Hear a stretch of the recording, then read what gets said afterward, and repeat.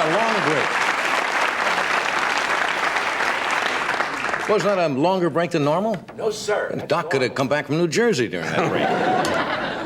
My first guest, you all know. He's a very amusing, very popular, and he'll be opening tomorrow night at the Riviera Hotel in Las Vegas, and he'll be headlining for the next 2 weeks. And on February the 17th, he'll be at the MGM Grand in Las Vegas with Eddie Rapid. Would you welcome Mr. David Brenner? God, there's lava all over the back. It's terrible. You checked it? Yes. I suppose you know of a volcano bigger than ours.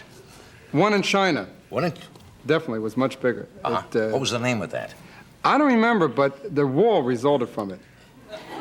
That had been a house once. After the wall? Yes, the China Wall had been a large house, and this volcano just wiped it out. It's tough cleaning up after. You know what the toughest job has to be? A police sketch artist in China. Think about, yes, you're right. And I suppose they feel the same way about us. Yes, right, of course. How you been? What have you been doing? Oh, I've been fine. You've been on the road, as they say?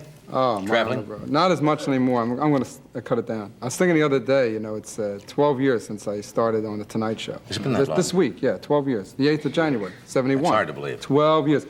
And since then, because you got me off on a good start. Do you remember your first appearance? Oh, do I ever? Whoever forgets What'd you do on your very first appearance? Do you have any idea? did, yeah. I did a thing about getting lost, you know, how aggravating it is to get lost in a car, and all the things that happen. You have people that give you directions, and they, you know, they never hear you, and all this kind of stuff. And I ended it up with a routine, which I haven't done. It was a routine, and because it was based in New York, the show was based in New York, I did a routine on, you know how crowded it is in the streets of New York. You can't move. You get out in the morning, you're just caught in millions of people. You actually had to ask them to push you off where you work, you know. Could you know what I mean? Remember, could you throw me in the Woolworth building? Thank you, I worked there, you know. So I figured out how to commit the perfect murder. What you do is you take the dead body with you and into Manhattan, and you just slip it into the crowd, and they take him for the next few weeks. They just carry him around. Yeah, and I became the dead body, and I went. Yeah, and I started. Remember, I did all the thing with the Rockettes. I danced with the Rockettes, and I got killed crossing the street a couple times. And, again. Yeah, and the school teacher said, "Who's talking?" Is it that kid with the big blue face in the back? You know. And the routine. I haven't done it since. The routine ended up. It ended up with the dead body on the subway, and 2 New York cops looking at him, and one says to the other one, "You see that sicko over there? The guy standing on the head holding a strap with his foot?" and the second cop said, "Yeah, but we can't do anything unless he spits or carries a lighted pipe." That's funny. I do remember now. Yeah. I just wonder if you'd remember your very first shot. I'll tell you what I remember even more than that, Johnny. Yeah.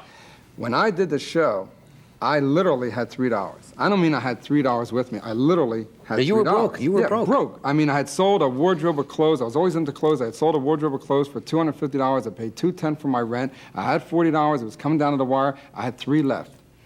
Now, I go on the show, and I'm walking to come out to do it, right, from the little dressing room. Right. And everyone's walking with me, you know, the new kid going on first time on television. And I said, wait a minute, I can't go.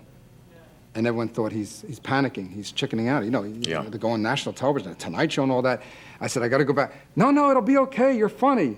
I didn't want to hear that. Yeah, you're funny to work. I went in the dressing room. I left the $3 in my jeans. I didn't want to get ripped off. Oh, I didn't know that. You never told that story, I don't think. I didn't want to get ripped off because all I could think, if I fail on the Tonight Show, I still got to get home, I got to eat. You got $3. $3.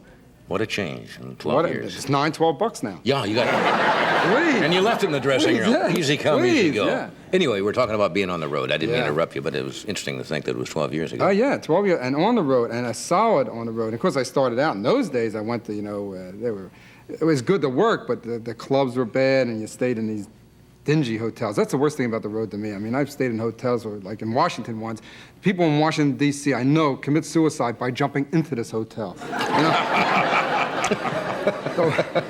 The worst. And the thing about the hotels, what has happened to me, I know I'm being, I don't know if there's a psychological expression for it, but I'm being roaded out. It's like too much of the road. I gotta lay back, because I get in these small towns, and I like playing small towns, and but I know I'm not gonna have a good time if I jump into a cab and I say to the cab driver, take me where the action is. And he drives me to the place where I'm working. You know, that, or I saw something, I was with Joan Rivers, we saw something so funny. We played in a town, and they had us staying in a little town, And as we're and we had music with us and people, and opening act and everything. So we had a lot of people. So they sent a limo. Now we're sitting in a big stretch black limo, and we're going through this little town. I said to Joan, you could tell this is not a sophisticated town. It's a nice town, but it's not sophisticated. She said, how do you know? I said, look on the corner. Every time we passed the man on the corner, he saw the limo, he'd take off his hat and hold it over. The only time they'd seen him was... Yeah. Oh, But I'll tell you how I wrote it out. You see, I did one smart thing, and then I'll tell you what happened, the bad thing. The smart thing I did, because I'm on the road so much, is I decorated my apartment to look like a motel, so that I don't feel lonely when I go away from home. I have a Don Quixote in your own relief. place? Yeah, in my own place, a velvet Don Quixote on the wall, the kind you want to take your shaver and shave, you know That's that? right. And I have a pot of fake flowers on the TV that's bolted there that you can't, and a little paper strip in the bathroom across the seat. I put it on every morning for your convenience and protection, whatever that means. Your soap wrapped? Little soaps wrapped, and you have to unwrap them. That's right. I have to unwrap them. But here's what's happened to me. This is really sick. Only because we're friends, I can tell you, this is sick. You know what I do sometimes? Because you get in like a real small town, and there's nothing happening. And I'm a night person, and it's getting late at night, and television goes off. I see the last one, Thought for Tomorrow, whatever it is, a sermonette, and I don't mean to be. So let me get off for a second. I'm gonna tell you something. I don't mean to be sacrilegious by this. I saw something a few weeks. I gotta tell you this, and I'll tell you. And every town has one. It doesn't matter where you are. If it happened to be in a small town in Wyoming or in a medium-sized town, but anyway, the end of the day always ends with sermonette, thought for tomorrow, meditation, whatever it's called. Right. It's always the same. A man of cloth comes out, right? And nice little music, and then the little plastic clouds went behind him. Maybe it's me. I've watched these for years. I don't understand what they're saying. I watched this man closely. He came out, and this is verbatim. He said, "Good evening," which reminds me of a story. Okay. I met a man the other day. He didn't know whether to buy black shoes or brown shoes, whether to get rubber heels and soles or leather heels and soles. And that's what life is. 4 o'clock in the morning, I'm crawling on. What I bring? Sneakers? I bought sneakers. I don't know what he meant. But and then he went on with shoe analogies. All right, here's what's happening to me. This is banana time. Here's what I do. Just in time. Yeah, I'm telling you, here's what's happening to me. You know what I do to occupy my mind? Sick.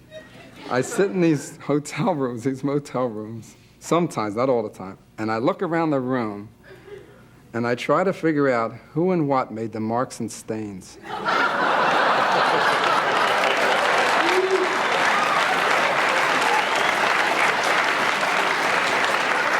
Especially those on the ceiling. Yes. Those were. Isn't it going? Yes, right away. It's going. Gray matter. And you just sit and try to figure out what took place. place. Ooh, whip. Sheep marks. You're getting out just in time, David. Yes, I You're know. just on the edge. Know. All right, we're going to take a break here. We'll be right back. Have pity.